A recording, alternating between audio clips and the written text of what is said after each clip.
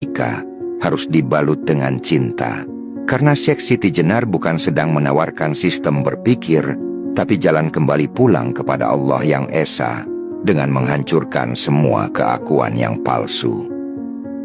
Dan disinilah peran penting para guru ruhani, para mursyid, para pewaris cahaya kenabian.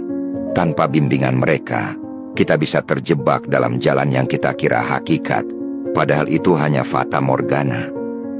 Syekh Siti Jenar adalah satu dari sekian banyak pelita yang menerangi jalan malam panjang pencarian spiritual.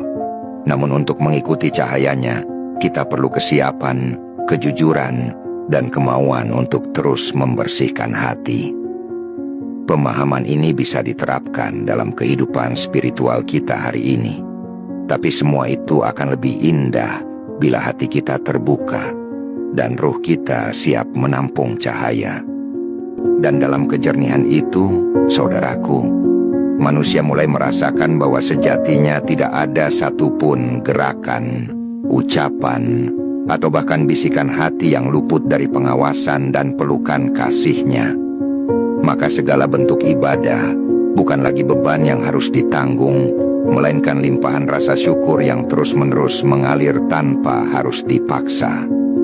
Inilah makam yang oleh sebagian sufi disebut sebagai makom mahabbah, tingkatan cinta. Dan Syekh Siti Jenar, sebagaimana yang tergambar dalam banyak suluk, telah mencapai titik itu. Ia mencintai Allah bukan karena takut neraka atau berharap surga, tapi karena hatinya tak kuasa untuk tidak mencintai.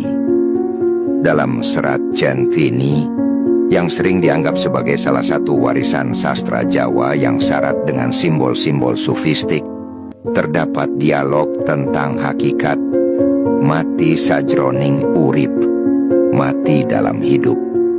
Ini bukan mati secara jasmani, tetapi kematian ego, kematian hawa nafsu, kematian keakuan.